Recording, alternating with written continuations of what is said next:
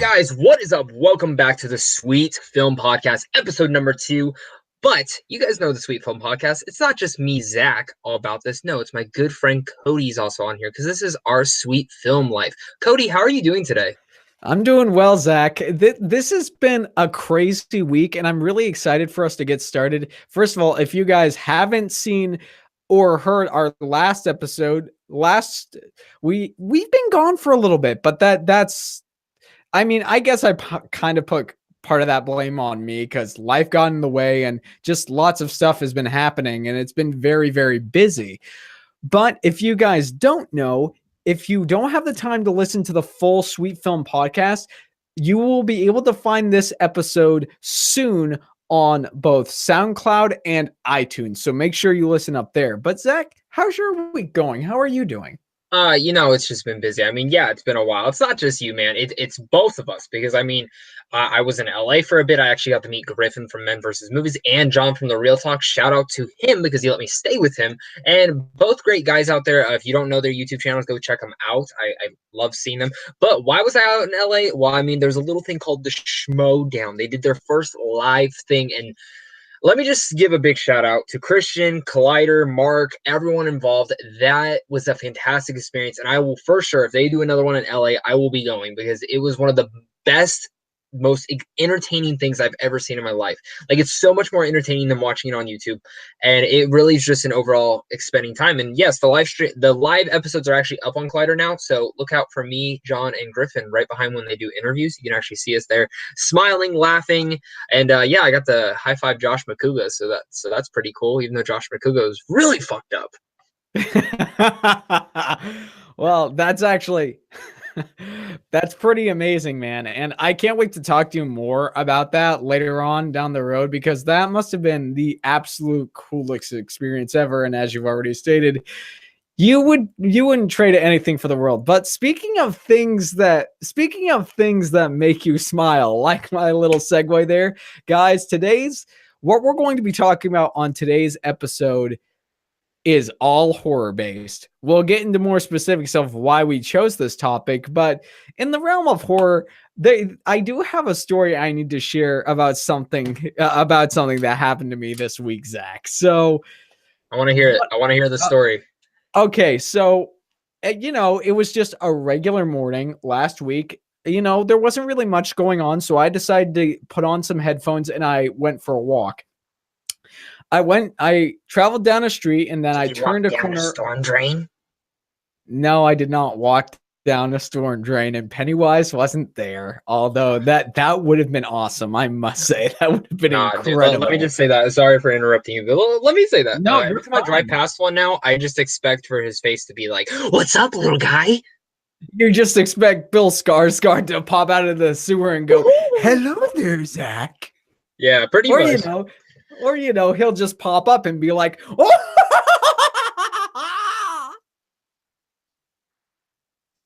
Which hashtag evolution, if you guys don't know what that's about. So back to the story. So I turned a corner, although Pennywise wasn't there, sadly. I walked down the road. I looked. Yes, obviously. No, but I looked behind me to make sure nobody was coming. There was nobody there. And the thing about this particular street, there wasn't any sidewalks on it. So I was just walking down. I turned behind me, and then there's a car there. And I move over to the left-hand lane because I didn't want to get hit. And then this driver rolls down her window and she looks at me and she says, "Do you realize I was following you for 2 straight minutes?" And I apologized. I said, "You know what? I'm sorry. I'll make sure it didn't happen again." I took my headphones off and she said, "Well, I don't want to see you out on the streets again. You shouldn't be allowed to go on walks."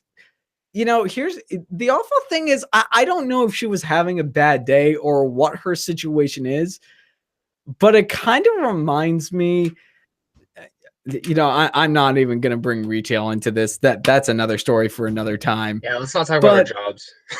Yeah, that is another. Because let me tell you, when you work in retail, people don't clean up after themselves in the bathroom. You walk into shit all over the floor and you're just like, man, this is awesome. Oh yeah, it's Looks just like a like bloody horror bathroom, like from It, but it's all poop. Let me just ruin your imaging. If you're watching this or listening to us while you're eating, just poop splattered everywhere on the it's ground, on the wall, water. I just can't imagine this lady probably just ate some Panda Express and just, oh man, I'm gonna go to TJ Maxx and just, just all over the place, and that was spit. That's gross. It's like Willy Wonka in the chocolate factory. It's like no, the no, no, chocolate no, no, no, no. waterfall It looked like all the over damn. the place. It looked like a chocolate factory happened in there. Okay, Like you know what? I'm just saying, I go to the bathroom, but at least I can make it. Like I don't know how Yeah, you get it on the floor. It's not that hard. There's a hole. There's a hole, and you sit and you go. I'm not. It's not that hard to understand. There's this hole. You sit down and you go, and then you wait. that's Sometimes, if that's your thing, if you don't want to, it's okay. But it's kind of itchy if you don't. here's the thing. If you don't wipe, that's your prerogative, but that may also be your problem because you may have people around you who just will not want to hang out with you whatsoever. And guys, yes, we know this is a gross topic. Deal with it. Deal with it. We're two guys. We're talking movies. We're talking just life in general. Everyone goes to the bathroom. Yeah, Seriously. it's one of. This is a horror experience for me. I'm just saying, we're talking horror. Me and Cody are both talking horror, and when you walk into a dirty bathroom, come on, who hasn't had that? Man, I gotta go, but I'm not sitting there. Yeah. Yeah, that is when you're working retail, that is a horror experience. But speaking of dirty situations, back to what I was talking about, and not that this is a dirty situation for an entirely different reason. This woman, okay, so where was I? This woman, she says I shouldn't be on the streets, and I said, ma'am, look, I'm sorry that you're having a bad day, but the fact of the matter is, I already apologized. You're being a little ridiculous. And she says, well, you're being a little brat, and I think we need to go talk to the cops. And I just, here's the thing. I looked right at her. I said, look, ma'am, we can go talk to somebody if you want, but he's going to tell you the same thing I'm telling you. You're being ridiculous. And so she looks right at me. She said, okay, let's go find one. And luckily enough, right where my dad, this woman was probably, no joke, in her early 40s. Okay, well, she probably hasn't had sex in like 5 years or whatever. Well, that might be because of it. It might be one of the reasons why she's so angry. And if that's the reason, I apologize to her. I did apologize to her. We go down, and right in front of the place where my dad works, there's a police officer sitting there. And so we go up to the officer. We explain the situation, or I should say that she goes up to him and yells the situation at him. And she says, look, this young man walked right in front of my car, and he shouldn't be allowed to go on walks ever again. And I look at the police officer. I said, here's the thing. Yes, that is true. But the thing she neglected to tell you is the fact that I apologized to her. I told her it wouldn't happen again. And then she told me that I shouldn't be allowed to go on walks.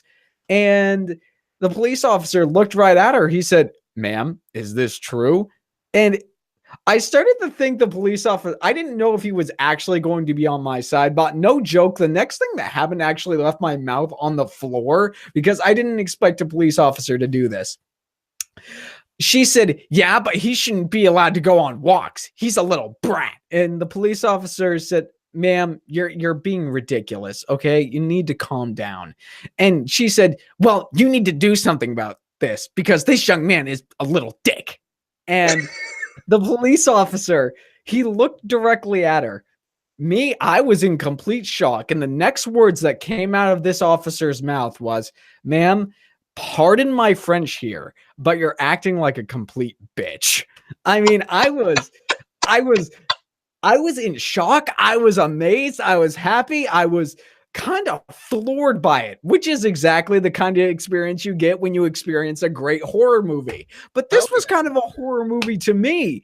I was not expecting this to happen, but that's one of the things that happened. I didn't know what I should do. I didn't know what I was I should say. At some point, I was thinking of just running to get back to where I was. I was just standing there shocked and amazed. Honestly, I'm surprised you didn't just leave, because I would have been like, girl, I'm not walking with you to find a police officer. Like, if you have a big issue with this, like, you can, like, pardon my French, but fuck off.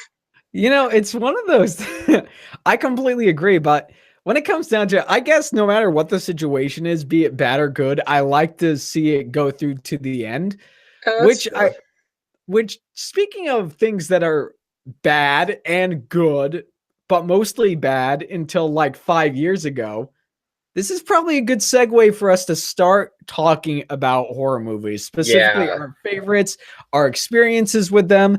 But guys, before we get into this, thank you so much for showing up. Thank you for all you watchers and listeners. And there's a little story for you. I hope that provided a little entertainment for your day. And what I want to do before we start out talking, there is these guys called Jalalas or something like that. They have scary pranks. So for our visual watchers, you guys have I'm gonna screen share this and show you guys something funny, because this is hilarious. So here we go. This is me coming out of the bathroom, pretty much. What is? Whoa. Dude, holy cow. And if you guys, the listeners who are listening to this podcast, we just saw the nun from The Conjuring chase somebody out of the bathroom. Yeah, these guys dress up like the nun and everything. It's pretty funny.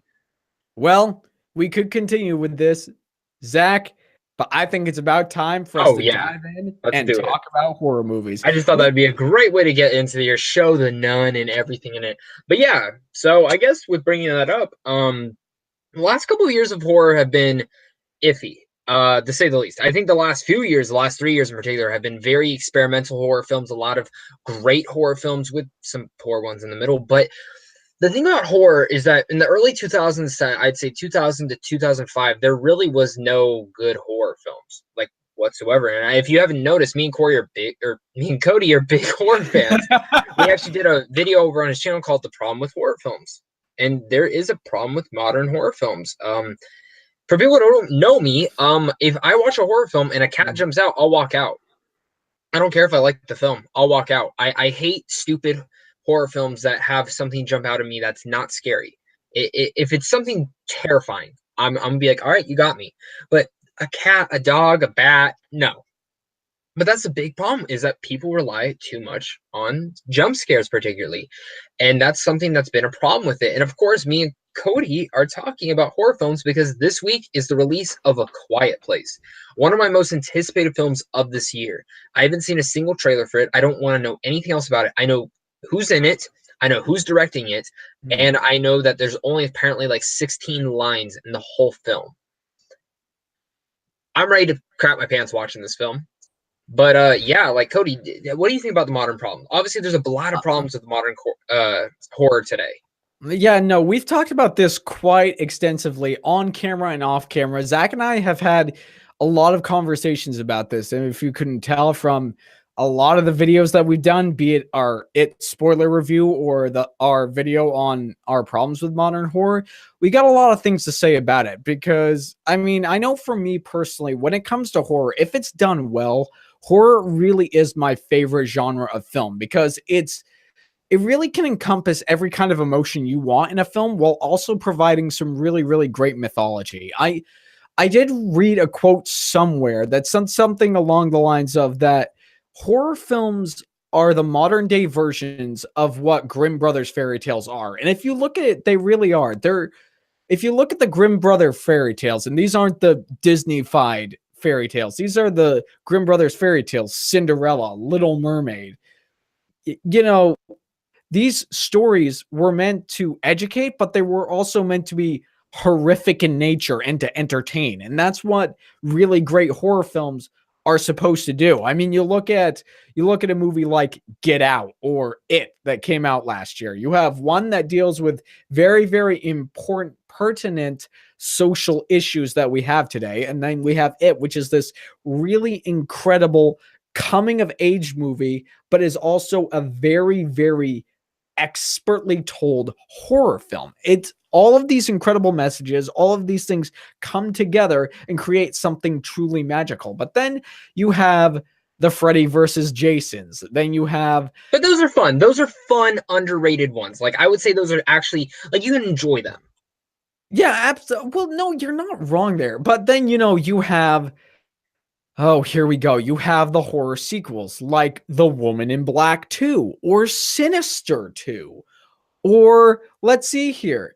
Let's see, Insidious: The Last Key. Let's bring up that. There have been a slim picking of horror movie sequels that have been good, and the one that remains solid inside of my memory is some of the sequels from back in the 80s. I do remember thinking the first sequel to Friday the 13th, I thought that was enjoyable. First sequel to Nightmare on Elm Street, enjoyable.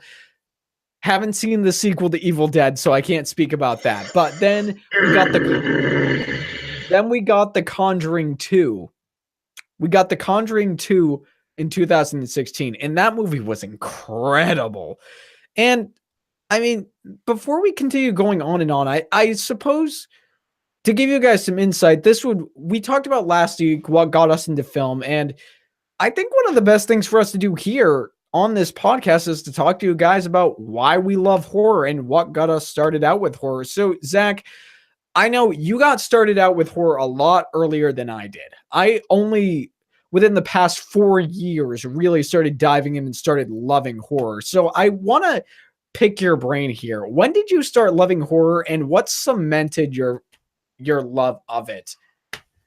So I've always had a weird fantasy of like horror and just demons and stuff and ghosts. I think it's, or just true stories and that. I think it's always been an intriguing factor and something that intrigues me and like entertains me, even though it's kind of scary to go to bed at night thinking that. I mean, I'm an idiot and own a fucking real life Babadook book. And the thing about horror though is that one of my first rated R film I ever saw was a film called 13 Ghosts, or one of the first ones that I can even remember. And it's always been a film that, even though I know it's not a good film, I've rewatched it. It's not a good movie, but it's an enjoyable film. It's a fun, stupid slasher horror film. And I think that's something I've always grown up with, is that having fun with these slasher horror films. I remember another one of the early films I ever watched, which some people don't like to call a horror film, but I will, is Gremlins. Gremlins is a horror film, and it is a blast to watch.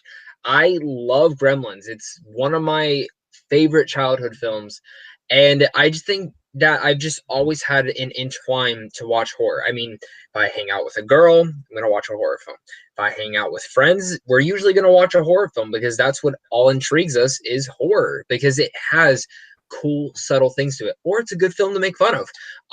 Lately, a lot of horror films have taken into different genres, which is another reason of why horror is my favorite. I think horror is one of the most experimental genres in the market.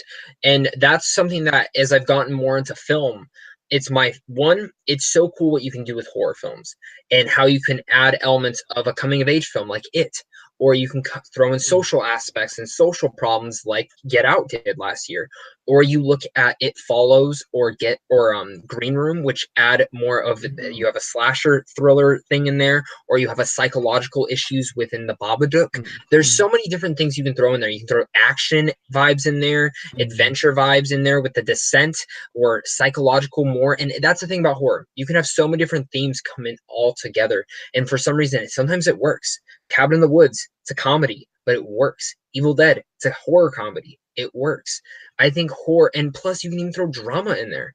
That's the best thing about horror. It's a mix of a ton of different genres, and I love that about horror. It's one of the biggest reasons why I've always been a fan of horror, and that when a good horror film like A Quiet Place is coming out, I'm excited for it, and I'm wanting to see it. Conjuring, based on a true story. If you guys haven't looked up any of the true stories, that I totally recommend it. It will screw you up. And I love horror for that reason. I mean, it's certainly a point to put out there that some of the best horror films on the subject of The Conjuring, some of the best horror films out there are certainly the ones that are based on a true story. Of course, we can say that there are a lot of horror films out there that are based on a true story that are not very good. But I mean, you take a film like The Conjuring, or you take a film like I'm trying to think. You take a film like oh gosh, there is another, or okay, even an enjoyable film. You take a film like The Strangers, which is partially based on what happened in the Manson murder and massacres. You take all of these different elements and you can make a truly really really great horror film just in general. And it's great to hear that, Zach. It's really fantastic to see. And I love talking about this, man, because I think one thing we can agree on is the fact that when horror is done right, when it is done well, it is done extremely, extremely well.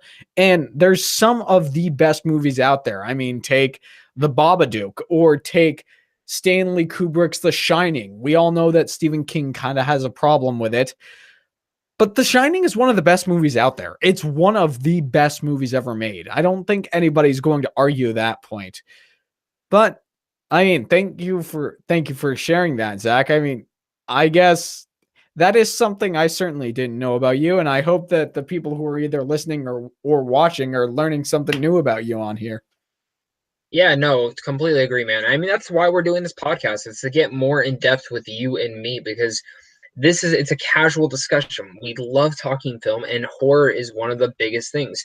And I pulled up right over here on my other screen a bunch of different horror films that have come out over the years that are so different and stuff that is stuck in pop culture. I mean, you have the horror monsters like Creature from the Black Lagoon, which, if I might say, that is probably my favorite of all the Universal horror monsters. The Mummy's great. Not the new Mummy with Tom Cruise. We're not going to discuss that shit. Jekyll and Hyde, Frankenstein, the list goes on. Dracula, The Invisible Man is cool. But yeah, there's tons and tons of great horror films that have come out that have defied different genres. Jaws, Halloween. I mean, okay, Cody, come on, tell me this. What's your favorite slasher? Like, who is your favorite slasher? You know, you got Michael Myers, Texas Chainsaw, Freddy, Chucky, Jason. Well, who's your favorite? Oh, if we're gonna talk about slashers, well, okay, are we talking about just general slashers, or are we talking about all-encompassing movie monsters? Because if we're gonna talk about all-encompassing movie monsters, you know what my answer is gonna be. Yeah, I do, but I mean just slashers. Okay, well, if we're going to talk about slasher, I would have to say it's a tie for me between Michael Myers and Freddy Krueger. It's a tie for their own. I mean, you take the Robert Englund Freddy. I'm not talking about the new Play-Doh looked face one. Yeah, the 2010 Play-Doh face reboot of Nightmare on Elm Street that was horrendous. Shall we just say that? Yeah, but I didn't even finish it. I mean, the Robert Englund Freddy, the one thing that was great about him is that the fact that, you know, he's this really sadistic character. Obviously, he goes after children. He hunts them down and kills them. But he always had that really, really dark, sadistic sense of humor. And that's one of the things I really, really appreciated about Freddy Krueger. But especially in the later films.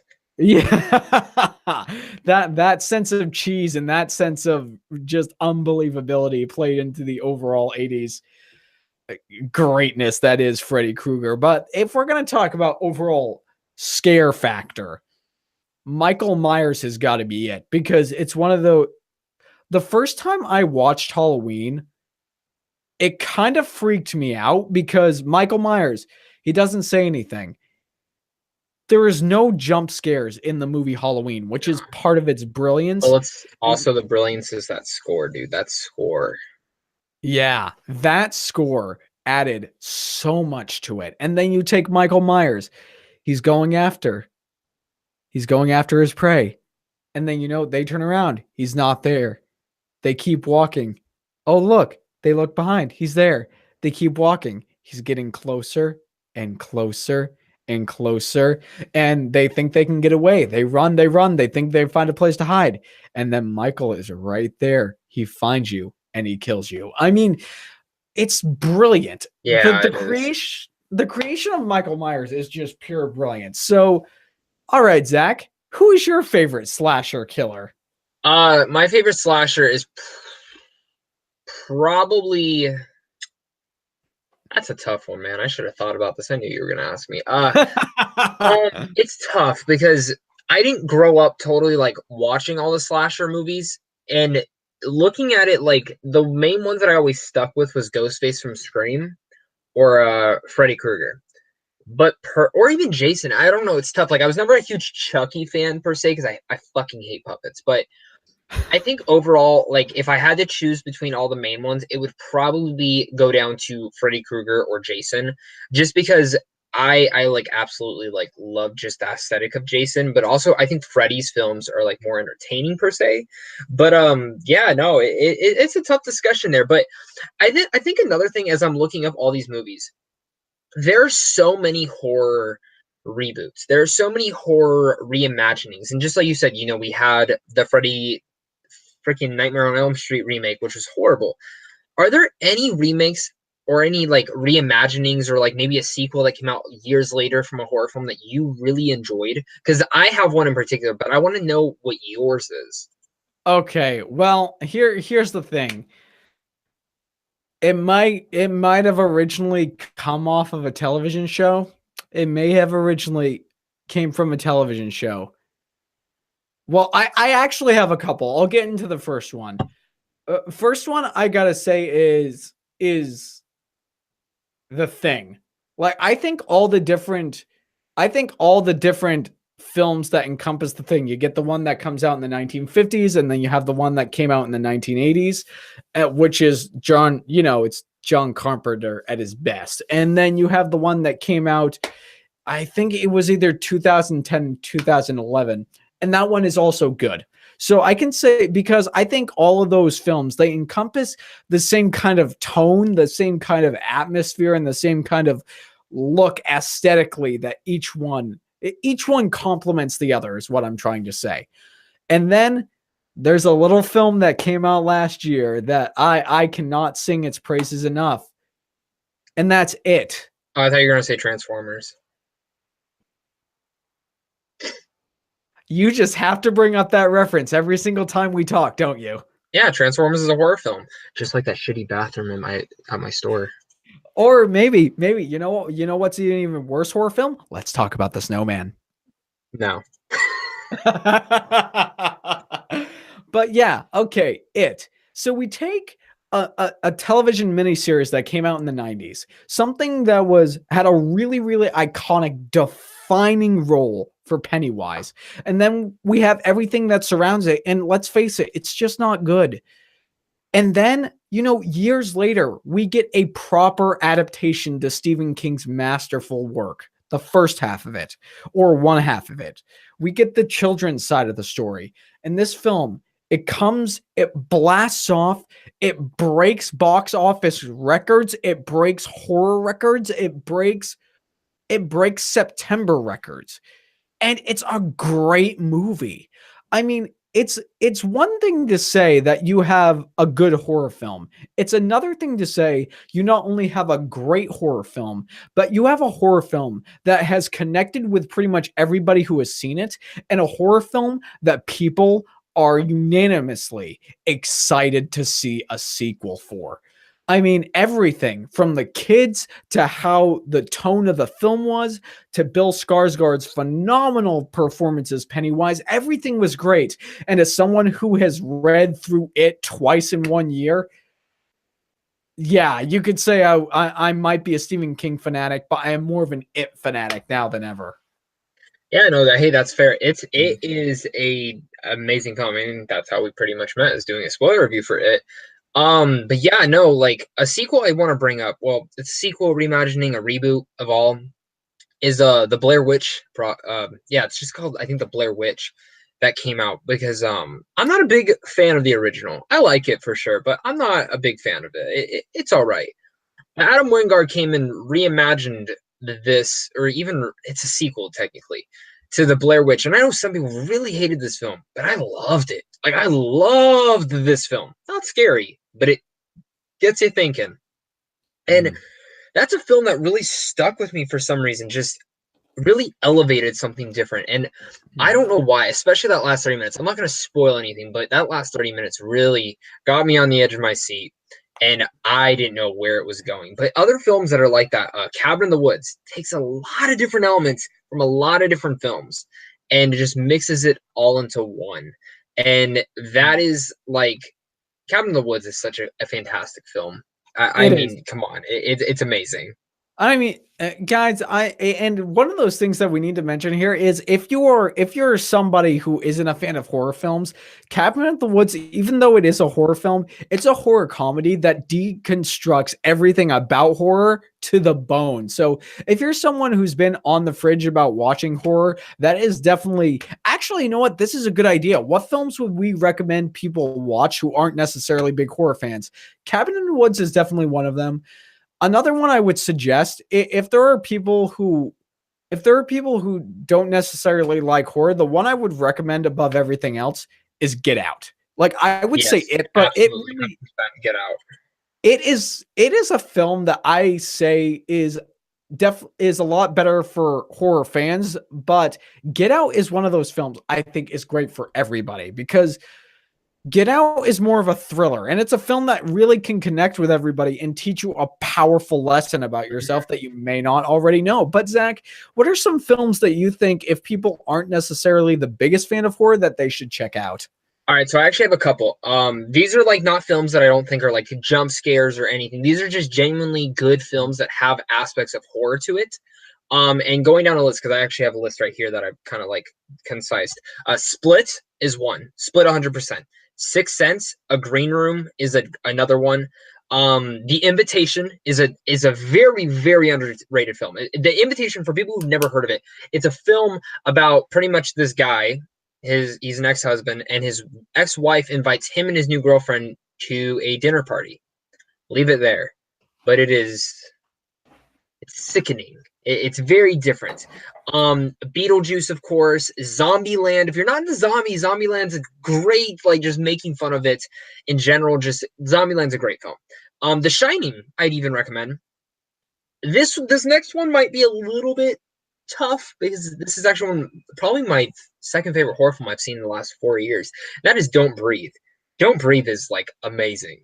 It's very intense. It's a little fucked up at the end, but Don't Breathe it's chilling, but it's also really. No, you're right. You are absolutely right. Don't Breathe. It's an intense movie for sure. It's a fantastic movie. Yeah. You know what? To go along with everything else we've been saying, it's one of, I don't know a single person who doesn't love this movie, but one film that can get you started into the horror genre or being introduced to something horror related, I think is this one. The Jurassic original Park, absolutely, 100%. The first Jurassic Park film, there are horror elements in this movie. If you don't believe me, go back and watch the kitchen scene in Jurassic Park. Watch that scene alone by itself. If you can honestly watch that and say that there is no horror elements or no thriller or any scary elements in that scene, put yourself, and this is what I like to do when it comes to horror films, put yourself in the shoes of the characters who are in the scene. Because if you do that, in my opinion, it makes a much more truly terrifying experience, except if the movie's truly horrible. Because if it's horrible, then it doesn't really apply. But Jurassic Park, even if, I don't think I know a single person who has watched this movie and who hates it. All right, well, I'm about to disappoint you. I don't like Jurassic Park, so. Are you kidding me, Zach? Because no, I'm joking. I'm totally joking. I love Jurassic Park. And talking about Jurassic Park, I actually hope the next Jurassic World, I actually hope it has more horror elements, especially with J.A. Bayona getting on top of it. It's from the last trailer from the Super Bowl, it looks to be getting that we might be getting some more horror elements in there. No, that is 100% true. And I mean, there have been interviews and stuff, and J.A. Bayona has come on record and said, I mean, you can take this as well. We don't really know how much of this stuff will be true until the movie officially comes out.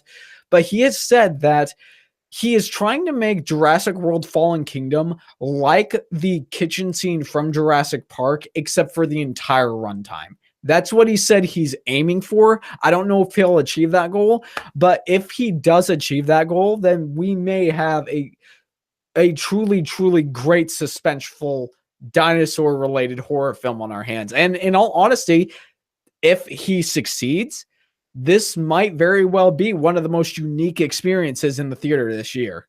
Yeah, no, I agree, and I hope he does. I have a lot of trust in him. I've liked every film he's done. But I want to segue into something, Cody, and as we've talked about, like horror films that will get people into horror, or horror sequels, or different genres of horror. The thing about horror that I mentioned earlier was that it's very experimental, and a lot of people take risks with horror films. And one of the horror films I did mention, Blair Witch, does a found footage. I want to know, there's a couple things I want to talk about, like found footage. Are you into this or not? Depends on how it's done. Like, I think found footage can be very risky to do. No, it is extremely risky to do. But one thing I will say is found footage, it's a divisive way of filming. I mean, it's very inexpensive. And if people like it, then it'll make a ton of money and get a bazillion sequels. One thing I will say is the first Paranormal Activity film, which I guess is what it boils down to. If a movie is well made and it's done in the found footage technique when it comes to horror, I think it can be extremely effective. The first Paranormal Activity movie, I'd say the first three. I'd say the first three are great. Yeah, well, I haven't seen the first three. I've seen the first one, but like I said, dude, treat yourself and watch the third one.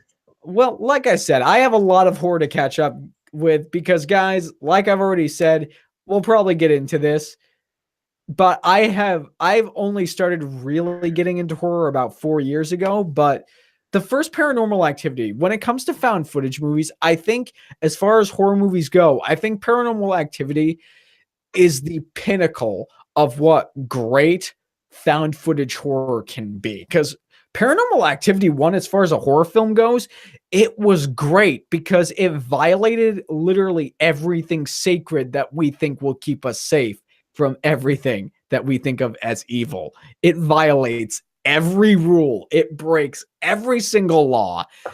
And it's just a great movie all around. Yeah, no, I totally agree with you on that part. Now, the other thing I wanted to ask you about, and just so everyone knows, we are hitting up to our runtime soon, but I want to talk about something. The last thing about horror is the thing I hate about horror, and this is something studios love to do, is run horror franchises into the ground. Every horror franchise, if you don't think about it, almost every horror franchise is now either a universe, a spin-off, a sequel, but they're always run down to the ground. There's usually always at least a couple bad ones that ruin the film, or direct DVD altercations that just come into play. And Paranormal Activity is one of them. After 3, it just went downhill, went way out of line. Nightmare on Elm Street, Jason's, Friday the 13th, Chucky especially. What horror sequels are actually good, Cody? I know there's a couple, but which ones are actually good? Granted, you're right, Zach. Horror movie sequels, they aren't generally... Except Evil Dead. Let's talk about Evil Dead's the best trilogy ever made. Well, I can't really speak to that. I will say the first Evil Dead film is great. The first Evil Dead film, phenomenal. And thank you. If you guys don't know, Zach had heard I had never seen the Evil Dead film, so he sent me a little something in the mail. I got to watching the first one. I need to get to the rest, and then I need to move on to Ash versus the Evil Dead. But as far as horror movie sequels, you have The Conjuring 2. That's a phenomenal horror movie sequel. Annabelle 2. Better than the first one. Yeah, you have Ouija Origin of Evil. Dude, I was just about to say that. Cody, can we say how well done that film was? I mean, and also the fact that that director is doing the Shining sequel, and he did Gerald's Game. Yep. Mike Flanagan, he did oh my gosh, Mike Flanagan.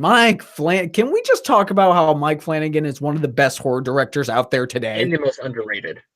and the most underrated. If you guys want some great horror and you haven't had a chance to check it out, go on Netflix and watch Gerald's Game. Hey, Gerald's Game, Oculus, Before I Wake, and Hush, all by him. Yeah.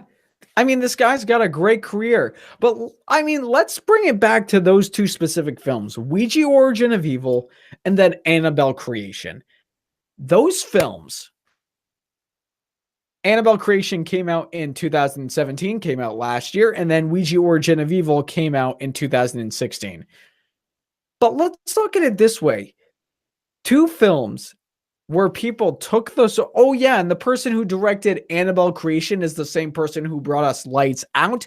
And if you guys don't remember, Lights Out started out as a YouTube short film and it landed on the big screen. And that itself is impressive.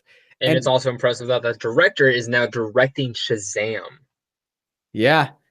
I mean, all this stuff to do with horror is incredible. There's so many stories. And you know what, Zach? We are coming close to our runtime, and you know what, guys? I have a feeling that at some point in the future, Zach and I are going to have to continue this conversation because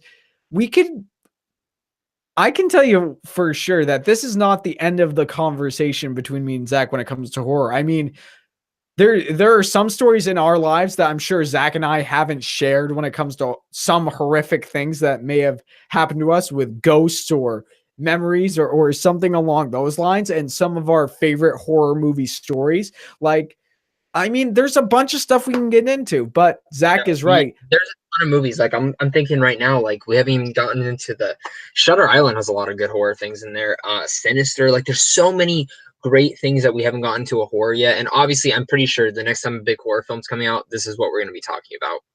Yeah, more than likely.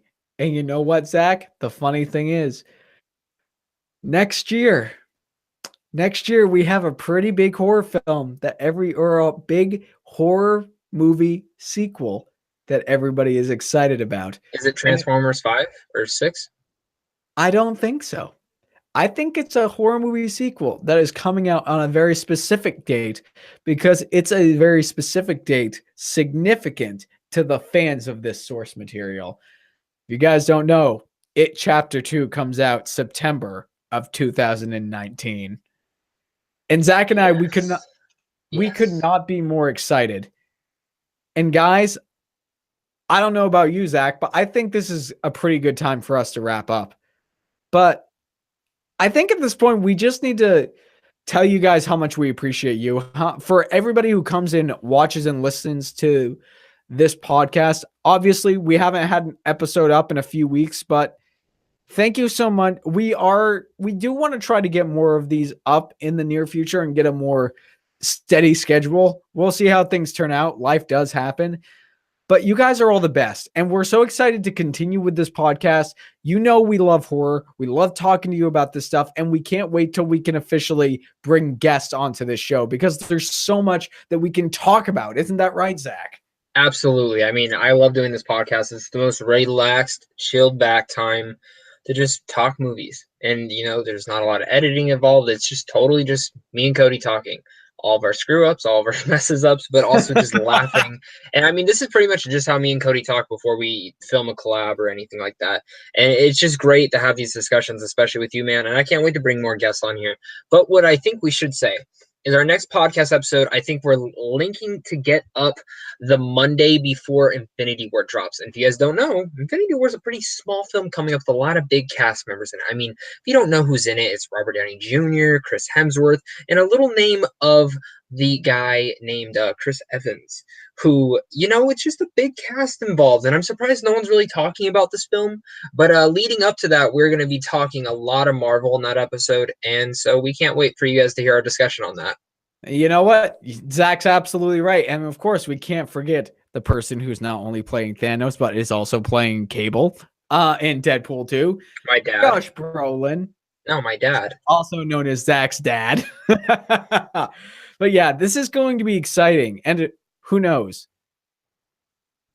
You know what? There's lots of exciting stuff in the future. So much great stuff going on. This is a fantastic time. Guys, once again, thank you so much. Whatever your thoughts are, whatever your comments are, leave them down below. And of course, if any of you guys ever have any questions for us that you want us to answer on the podcast regarding the material we're talking about, send us a tweet. I know for me, you can find me at _Cody_Curtis. And Zach, where can they find you? Well, of course, you guys can find me at Pope the King, POPE, the King. Don't ask about my username, but that's over me on Twitter.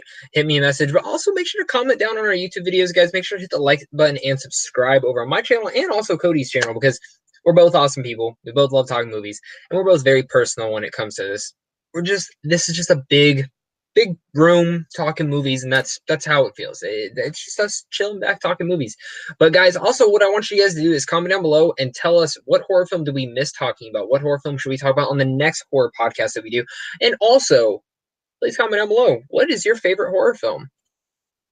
And yeah, Zach's absolutely right. With along those questions, and always remember, guys, we love you guys listening to us, but we don't want you to keep us to yourselves. You guys are sweet film lifers now. And if you really enjoyed this content, if you enjoy this podcast, share it out with the world. Get the message out there so people can learn about us, so you can make more connections, so you can have your friendships grow. Share this amazing podcast, and maybe, hey, we want to talk with you guys. We want to grow this community as big as we can, because you guys are all amazing.